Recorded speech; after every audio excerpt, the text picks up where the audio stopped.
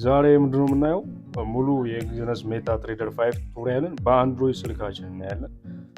ከኮስታብ አጠቃቀም ጀምሮ ቻርትስን ማስተካከል እንዲሁም እንደ ፕሮ ትሬደር ስቶፕ ሎስ እና ቴክ ፕሮፊት እንዴት እንደምናስቀምጥ በዝርዝር እናያለን። ያው ወደ ትምህርቱ ከመሄዳችን በፊት ግን ቻናሉን ሰብስክራይብ ማድረጋችሁ እንዳትረሱ። ያው በፍጥነት እያደግን ነው አንድ ላይ የሚቀጥሉትን ተከታታይ የትሬዲንግ ቪዲዮዎችም እንዳያመልጣችሁ እና ቪዲዮውም ደግሞ ለብዙ ሰዎች ደርስ ላይክ አድርጉት። በቀጥታ ወደ ስልካችን ስክሪን እንሄድ።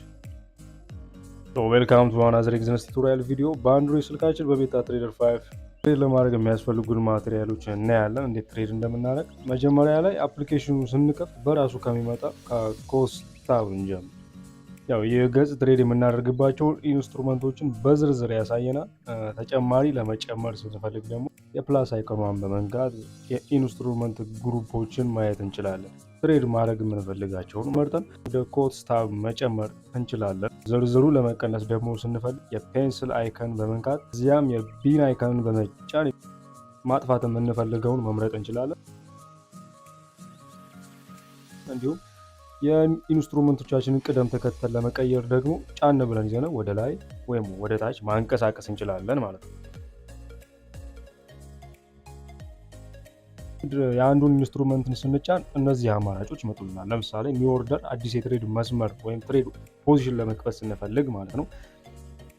ቻርት ደግሞ ወደ ቻርት ታብ ለመሄድ ስንፈልግ ነው። ፕሮፐርቲስ የሚለው ስለ ኮንትራክት ስፔሲፊኬሽን ዝርዝር መረጃ ለማየት ነው። ማርኬት ስታቲክስ የሚለን ደግሞ ስለ ዋጋ ዝርዝር መረጃ ይሰጠናል። አድቫንስድ ቪው ሞድ የሚለን ደግሞ በዝርዝሩ ላይ የሚታየውን መረጃ መጠን ወደ ምንፈልገው ወይ ሲምፕል ወይ አድቫንስ ለመቀየር ስፈልግ ያንን ጫን እንለዋለን ማለት ነው። በመቀጠል የቻርት ታብን የገጽ ስንከፍተው የተመረጠውን የኢንስትሩመንት ግራፍ ያሳየናል። ትሬድ ልናደርግ የምንፈልገውን ከረንሲ ፔር አይነት ግራፍ ያሳየናል። በዚህ ገጽ ላይ ያሉት አማራጮች ክሮስ ሼር በግራፉ ላይ ያለውን ዋጋ በትክክል ለመለየት እና ቦታዋን ለማየት ይጠቅመናል። ኢንዲኬተርስ ደግሞ የተለያዩ የቴክኒካል ኢንዲኬተሮችን ወደ ግራፉ አር ለማድረግ ስንፈልግ ክሊክ እናደርጋለን ማለት ነው።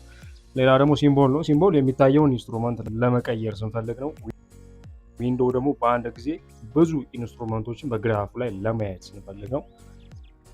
ኒው ኦርደር፣ ያው ኒው ኦርደር ማለት አዲስ ትሬድ ለመክፈት ስንፈልግ ሲሆን እዚሁ ላይ ኦርደር ታይፕ፣ ሎስ ሳይዝ፣ ስቶፕ ሎስ፣ ቴክ ፕሮፊት እና ዴቪዬሽንን ማስተካከል እንችላለን ማለት ነው። በግራፉ ላይ ደግሞ በማንኛውም ቦታ ስንጫነው የታይም ፍሬም መቀየሪያ እና ሌሎች ማስተካከያ የሲቲንግ አማራጮችን አብሮ ያሳየናል ማለት ነው። እዚህ ሜታ ትሬደር 5 ላይ በትሬድ ታብ ላይ ደግሞ ሁሉንም የትሬድ አካውንቶቻችንን እንቅስቃሴዎችን ማየት እንችላለን። ሶርቲንግ ኦፕሽን በመጠቀም ደግሞ ኦፕን ትሬዶቻችንን በፈለግነው መስፈርት ማስተካከል እንችላለን። ማንኛውንም የከፈትነውን ትሬድ ስንጫን ዝርዝሩን ያሳየናል። ጫን ብለን ስንይዘው ትሬዱን ለመዝጋት ወይም ደግሞ ለማሻሻል ወይም በዛው አይነት አዲስ ትሬድ ለመጀመር አማራጭ ይሰጠናል ማለት ነው። ቤተሰቦች እንግዲህ የዛሬው የኤግዘነስ ሜታ ትሬደር 5 ቱቶሪያል ይህንን ይመስላል። ለጀማሪ ለሆናችሁ አሁን እንደዚህ ያደረግናቸው ነገሮች በዲሞ አካውንት በደንብ ሲደጋግሙት የበለጠ ቀላል እየሆነላችሁ ይመጣል። በጣም ሲምፕል ነገር ነው። ይህንን ይመስላል። ቀጣይ ከፓርት 2 የቀጠለውን ከዚህ በፊት የዘራዋቸው ቪዲዮዎች አሉ ስለ ፎሬክስ፣ እሱን ፓርት 3 በቀጣይ እናያለን። ያው የተወሰነ ጊዜ ስለወሰደብኝ ነው በስርዓት ኤዲት አድርጌ ለመልቀቅ ስለቆየው በጣም ይቅርታችሁን እጠይቃለሁ።